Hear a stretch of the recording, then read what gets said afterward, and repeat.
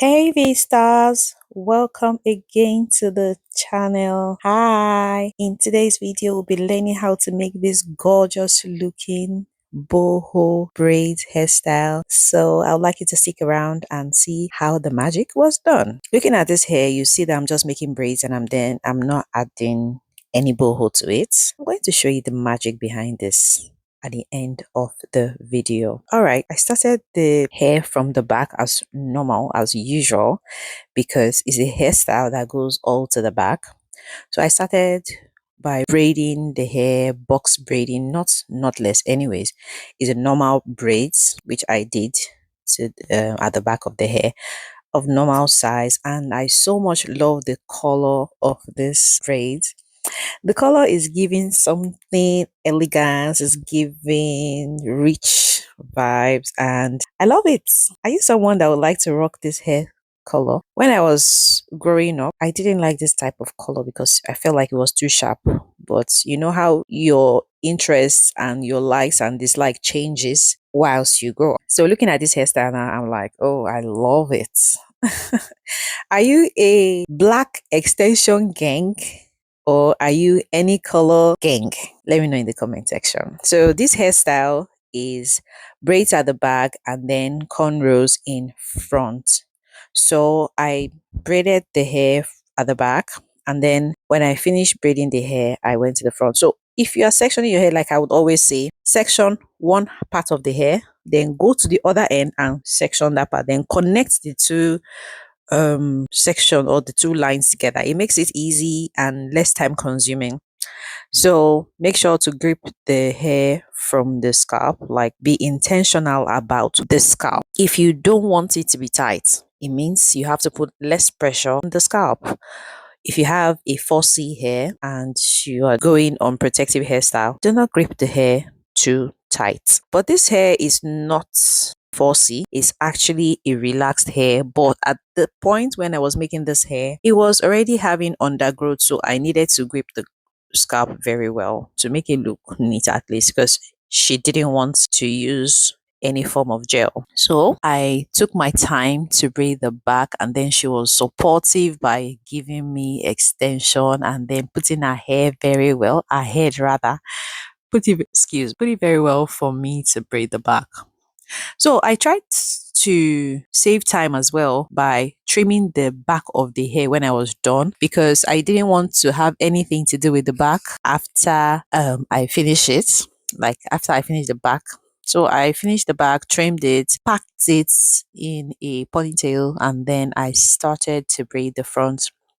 At some point, this hair was a trending hairstyle, and her time for jumping on trends is now. So there are some people who doesn't really like to jump on trends when the trend is on. They like the trend to be over and then they jump on it. So I don't know. If you're someone who does that, you can drop your comments and let us know why you do that. Let us know in the comment section why you don't jump on trend when it is actually trending.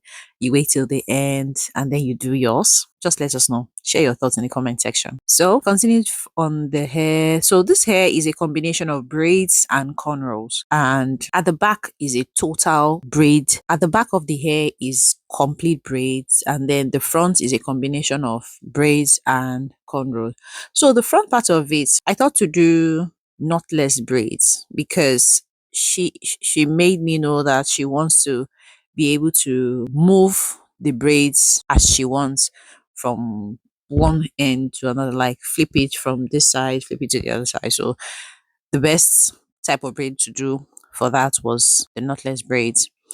And then I think that's how it is for the trend as well. So I continued and I persisted, like I'll always persist, and I kept on going. I kept on adding my extension and adding it and adding it. You know, one thing about adding extension, don't add from start to finish. Just keep adding. Once you see that the extension is of the size that you want, then you can stop adding and just braid and braid and braid until you get to the end.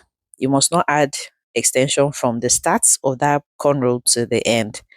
Okay, I hope I'm making sense. Anywho's, I finished one part of the hair and then I moved over to the other part. I would normally not start a cornrow with any extension. I would rather braid or cornrow the hair before I start to add extension. But in a case where the front of the hair is very short and gripping it is a bit difficult, then I could consider starting with a very tiny extension. You can try that if you are struggling with gripping the front of the hair, or if you don't want to grip the front of the hair as much, you can just leave baby hairs out and then braid only the ones that you can grip. So at this point, I was almost done with the hair, making my combination as usual for cornrows and braids. The hair is a bit thick, not really thick, but is a bit thick. So I try to make sure to hold it as firmly as possible. So if you have not subscribed, please do well to subscribe. Help me as I am helping you, or as I'm helping our Veil tribe or our Veil gang. So guys, I've been thinking of what name to call us, like our community. So I saw a lot of names, and then I'll just let you know. I'll come up with a video and then share this idea with you, and you can tell me what you think. So moving on, after I braided the hair, whilst I was braiding the hair rather, I didn't finish the braids till the tip of the hair. I braided it to some point and then I knotted it because she expressed her interest to coil the tip of the hair. So I braided it to a point, knotted it, and then when I finished the whole of the hair, I put my rollers at the tip of the hair. So the reason I chose to do this hair this way, like without putting the boho braids, is because I want to put this hair in hot water. The boho braids is coiling. So if I was adding the boho braids when I was making the hair, it will be kind of difficult for me to put it in hot water, because if I do, the hot water will straighten the coils of the boho out and it won't make it look as coily as she wants it. That's why I thought to braid the hair completely before I added the boho braids. And when you're adding your hot water to your braids, try to make the hot water get to the top part of the hair, or to the close to the root of the hair. The reason why we put hair in hot water is just so that the hair can relax. Like, after you have a busy day at work, you come home and then you want to have a shower. This hair is also having shower. So when you put it in hot water, it relaxes. And after I finished, I added the boho braids. Unfortunately, when I was making the video for the boho braids, when I was adding the boho, I lost that clip and it was so painful.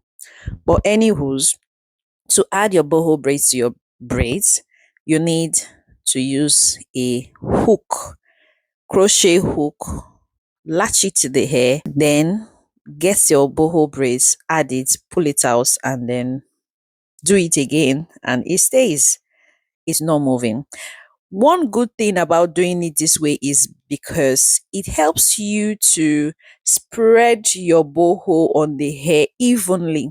There's nothing like, oh, we ran out of boho braids. There's nothing like that. If you do it this way, you are not going to run out of boho braid. You'll be able to spread your boho on the hair very well.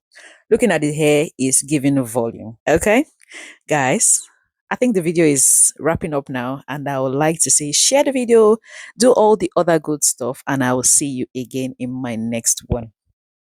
Until then, bye.